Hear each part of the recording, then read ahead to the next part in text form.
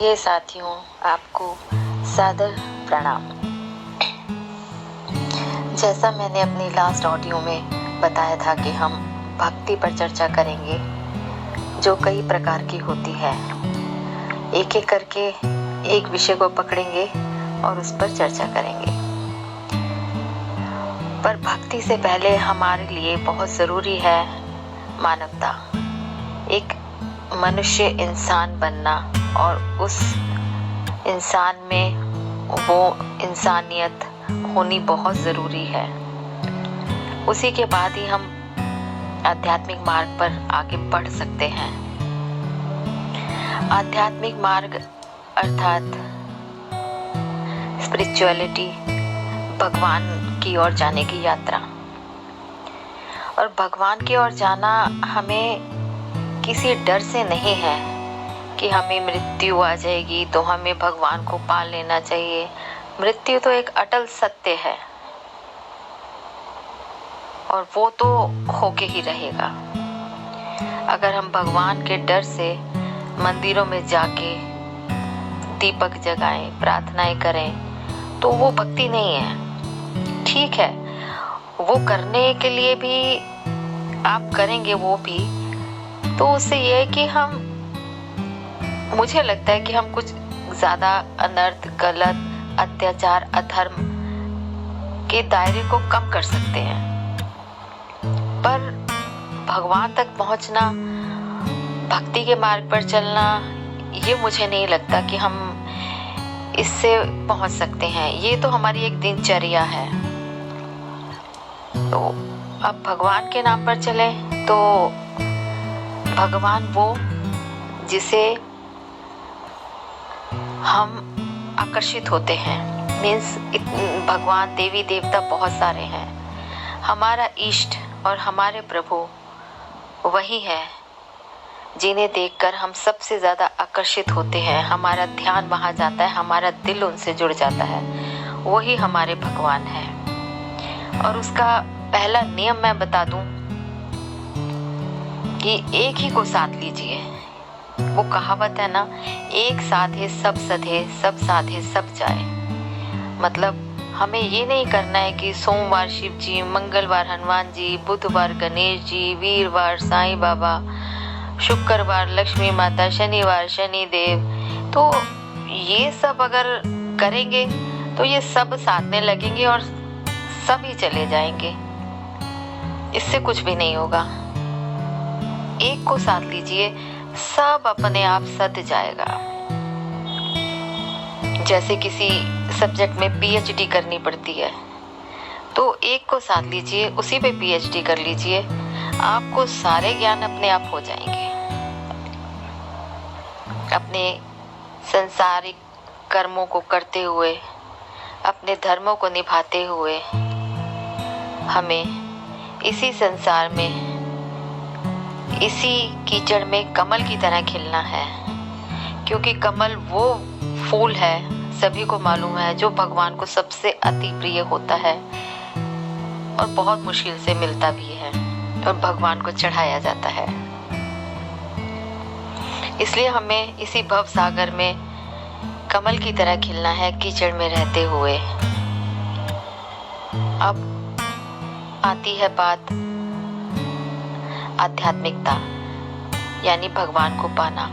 तो जैसा मैंने बताया कि अपने दिनचर्या में अपने कार्यों को करते हुए ही भगवान का नाम लेना है, और ठीक उसी तरह लेना है जिस तरीके से एक स्त्री अपने सिर पर पानी से भरा हुआ मटका लेकर चलती है।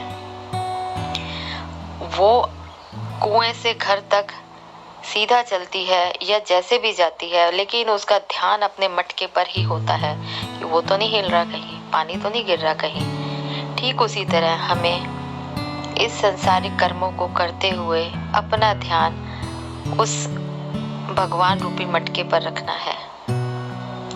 और वो कैसे होगा? अपने कार्य कीजिए, अपने इष्ट का नाम लेते रहिए। राधे कृष्ण सीताराम, बजरंग बली, जो इष्ट आप मानते हैं, जो आपको सबसे ज्यादा आकर्षित करते हैं, जिसके लिए आपकी भावनाएं जागृत होती हैं, जिनके लिए आपको अंदर से एक कनेक्शन सा फील होता है, वो आपके इष्ट हैं, आपके भगवान हैं। उनका नाम लेते रहिए और अपने कार्य करते रहिए। ठीक उसी तरीके से जिसकी कथा मैं आपको एक सुनाने जा रही हूँ। छोटी सी कहानी है, भक्त की है। एक सदन कसाई था। सदन कसाई से आप समझ गए होंगे कि उसका कार्य क्या होगा। मांस बेचना, कसाई का कार्य करना। अपनी दुकान पे वो सारा दिन यही काम करता था, लेकिन भजन गाता रहता था। उसके अपने इष्ट जो उसको सबसे प्रिय लगते थे, जिनके लिए वो आकर्षित होता था, विष्णु भगवान, उनको मानता था और सारा दिन उनका नाम लेता था, भजन गाता रहता था मजे में और अपना कार्य ईमानदारी से करता रहता था। एक दिन क्या हुआ, उसकी दुकान के आगे से एक पंडित जी निकले। पंडित जी के कानों में भजन सुनाई दिया तो वो रुक गए। उन्होंने कहा, ये दुकान कसाई की और भजन गा रहा है। एक क्षण को ठहरे कि देखते हैं। उन्होंने देखा झांक कर तो उसने देखकर बड़े हैरान हो गए कि वो जिस बटिया से मांस तोल रहा था वो शालीग्राम की बटिया थी। शालीग्राम भगवान आपको मालूम ही होगा, जो एक पत्थर के रूप में होते हैं बड़े से। तो उस बटिया से वो मांस तोल के बेच रहा था और भजन गा रहा था। भगवान रुके। उन्होंने कहा, ये क्या कर रहे हो तुम? तुम्हें मालूम भी है जिससे तुम ये मांस तोल रहे हो ये क्या है, कौन है? उसने कहा, नहीं, मुझे नहीं मालूम पंडित जी, आप बता दीजिए। उसने कहा, अरे भगवान, ये शालीग्राम भगवान है, इनको सारा संसार पूजता है और तुम यहाँ इनसे मांस तोल रहे हो, ये कैसा कार्य कर रहे हो? तुमने दूषित कर दिया भगवान को। वो घबरा गया थोड़ा सा। ऐसा है क्या पंडित जी? उसने कहा, तो ऐसा कीजिए, तो आप ये ले जाइए फिर। पंडित जी ने कहा, हाँ, ये मुझे दो। इनका स्थान यहाँ पर नहीं, इनका स्थान मंदिर में है, जहाँ इनकी पूजा पाठ होती है रोज। इनको भोग लगाया जाता है, पंचामृत से स्नान कराया जाता है, श्रृंगार किया जाता है। उस कसाई ने पंडित जी को वो शालीग्राम दे दिए। पंडित जी लेकर अपने घर चले गए। उन्होंने मंदिर में रखा, उनका शुद्धिकरण किया, गंगा जल से स्नान, पंचामृत से स्नान, तिलक, श्रृंगार, भोग सब किया और अपना पूजा पाठ करता रहा जो वो रोज करता था। सपने में रात को सोया, उसे सपने में भगवान ने दर्शन दिए।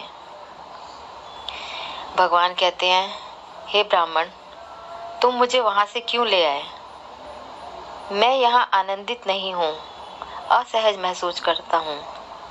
मुझे यहाँ खुशी नहीं मिल रही है, प्रसन्नता नहीं हो रही है। ब्राह्मण घबरा गया। क्यों भगवान, मेरे से कोई गलती हो गई? कुछ गलत कार्य कर दिया मैंने?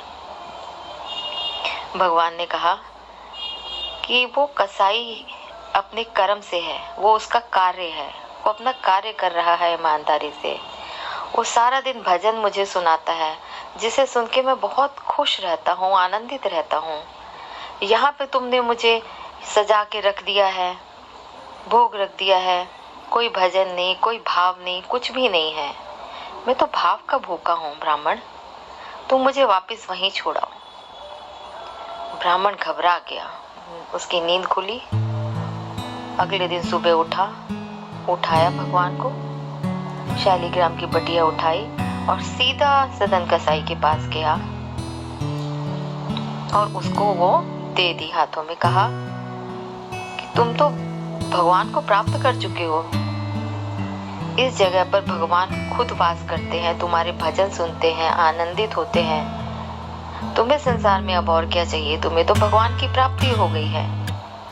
कसाई बड़ा खुश हुआ, कहता है कि ब्राह्मण देव धन्यवाद, मुझे भी इस बटिया से बहुत लगाव हो गया था, मैं भी उदास हो रहा था, मेरा भी भजन गाने का मन नहीं कर रहा था। तो वो बटिया रखता है और ब्राह्मण जो पंडित जी जो थे वो उसको प्रणाम करते हैं साक्षात कि जहाँ भगवान खुद वास करते हो उससे बड़ी जगह तो कोई हो ही नहीं सकती है। इस तरीके से वो सदन कसाई बहुत विख्यात हुआ, बहुत प्रसिद्ध हुआ और दुनिया उसकी कथा सुना सुना के लोगों को भक्ति के मार्ग पर अग्रसर करती है। तो ये थी भक्ति की पराकाष्ठा, जो हमारे कार्यों पर निर्भर नहीं करती कि हम कौन सा कार्य करते हैं, वो हमारे भाव पर है। अगर हमारे भाव अच्छे हैं और हम उस निश्चल मन से उस भगवान से जुड़े हैं, भाव से, प्रेम से, ना कि डर से, तो भगवान तो हमारे पास ही हैं, सिर्फ महसूस करने की जरूरत है। तो साथियों, कैसी लगी ये भक्त सदन कसाई की कथा? तो अगले भक्त की चर्चा अगली ऑडियो में करेंगे। इस ऑडियो को जितना हो सके शेयर कीजिए। इसी के साथ ही श्री राधे कृष्णा।